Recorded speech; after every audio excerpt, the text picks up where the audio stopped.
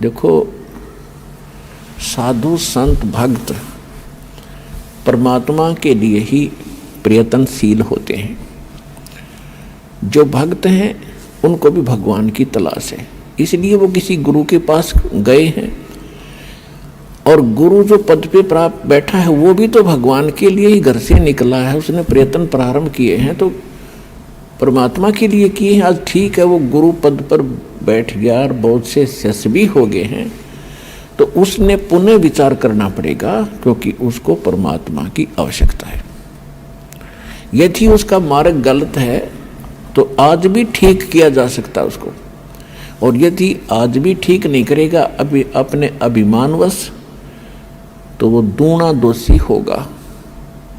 वो इस कैटेगरी का होगा कि जानबूझ साची तजय करे झूठ तने, और ताकि संगत है प्रभु सौ पद में भी ना दे।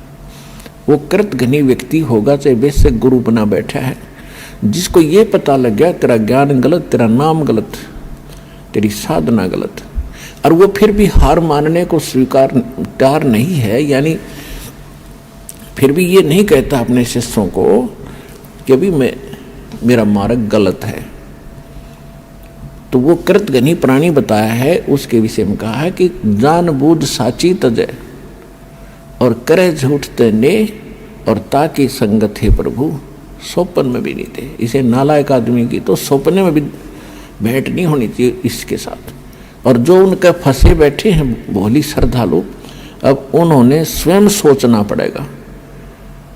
अगर वो गुरु होगा और भगवान की खोज में होगा तो पहले वो कहेगा अपने शिष्यों को, क्योंकि जो दास ज्ञान देता है सबसे पहले खटक उन गुरुओं को लगती है, क्योंकि उनके विषय में बोला जा रहा है कि उसका ज्ञान गलत, राधा स्वामी पंथ का ज्ञान गलत, उनके नाम गलत, उनकी साधना गलत। धन धन सतगुरु सच्चा सौदा सिरसा और जगमाल वाले के बारे में कहा जा रहा है, उनका नाम गलत, उनका ज्ञान गलत, उनकी भक्ति गलत, उनका रास्ता गलत। और जितने भी ये ब्रह्मा विष्णु महेश के पुजारी, आसाराम सुधांशु जी, ये कुमार स्वामी, ये इनका सारा मार्ग गलत, और ये तीन देव की भक्ति करते हैं, इनमें जीव का मोक्ष नहीं। तो इनको सबसे पहले इस बात पर जोर देना चाहिए। ये क्यों कह रहा है रामपाल दास, इसका उद्देश्य क्या है? कम से कम उद्देश्य जानकर हमारे सदग्रंथों को, लिटरेचर को पढ़ रहे ये संत दास की उनसे विनम्र प्रार्थना है, उनका भी जीव रक्षा होगी। उनके अंतर्गत जो भोले श्रद्धालु फंसे पड़े हैं उनको संत मान के, संत वही होता है जिसके पास पूर्ण ज्ञान हो और साधना ठीक है, नहीं तो भक्त नहीं है, ना वो गुरु है। वो तो एक अपना जीवन नाश कर रहे हैं।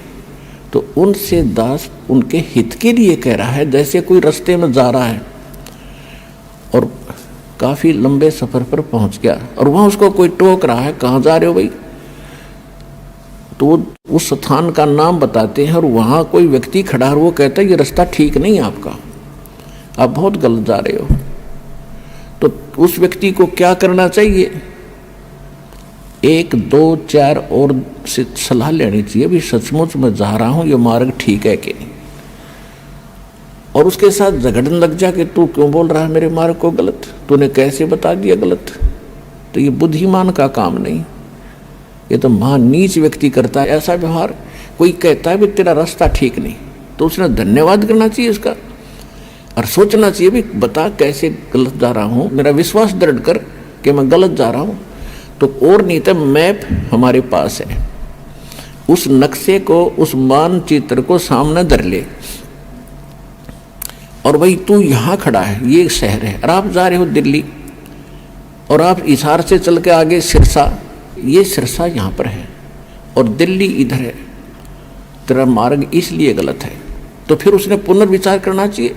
तो हमारे जो सदग्रंथ हैं ये हमारा मानचित्र है, ये हमारा गाइड है।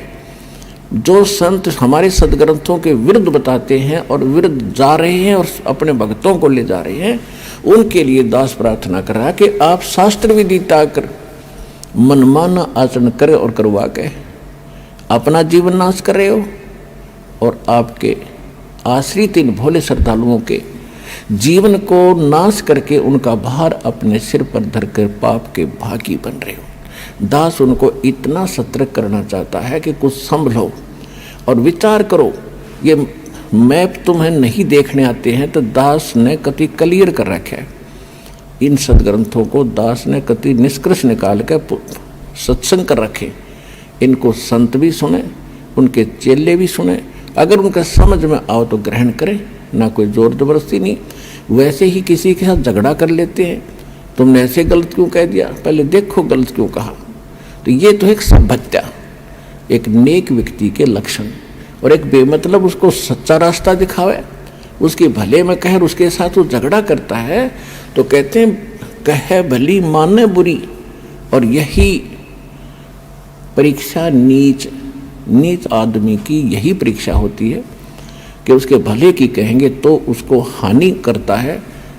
कबीर साहब कहते हैं कि साच कहूं तो जग नहीं माने और झूठा जग पतियासी। अगर साच कहूं तो ये जग नहीं मानता, इन झूठों की बात पर विश्वास किए बैठे हैं। एक पार ब्रह्म यानी पूर्ण परमात्मा को छोड़कर अन्य जिस भी देव को इष्ट मानकर आप भक्ति करते हो, उनको क्या लाभ होगा? किया हुआ वर्क डन मिलेगा, किया कर्म प्राप्त होगा। और यहाँ दोनों कर्म बनते हैं, पुण्य कम बनते हैं, पाप घने बनते हैं। ये अक्षित्र ऐसा है। जैसे पृथ्वी ऊपर पग जो धारे, करोड़ जीव एक दिन में मारे। एक दिन में करोड़ों जीवों को मारकर आप घर बैठते हो, किस लिए? अपने पेट के लिए। तो यहां दोनों कर्म आपके सुरक्षित हैं, पुण्य भी और पाप भी। पुण्य भी ऐड होते हैं, जुड़ते चले जाते हैं पुण्यों में, और पाप जुड़ते चले जाते हैं पापों में। तो यहाँ पाप घने होते हैं, पुण्य कम होते हैं। पुण्य तो करने से होते हैं, पाप स्वतः होते हैं।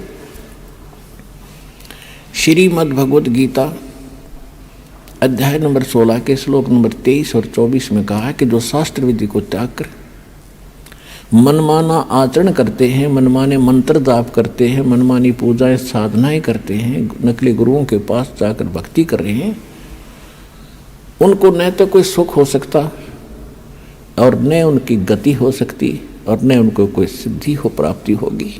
अर्थात यूजलेस, व्यर्थ कति जीवन नाश हो रहा। आज आप देख रहे हो पूरे विश्व में, ये अभिमान की बात ना समझना, ये ज्ञान की बात समझना। पूरे विश्व में सतलोक आश्रम बरवाला जिला हिसार हरियाणा के अतिरिक्त कहीं शास्त्र अनुकूल साधना नहीं है। सब मनमाना आचरण करें।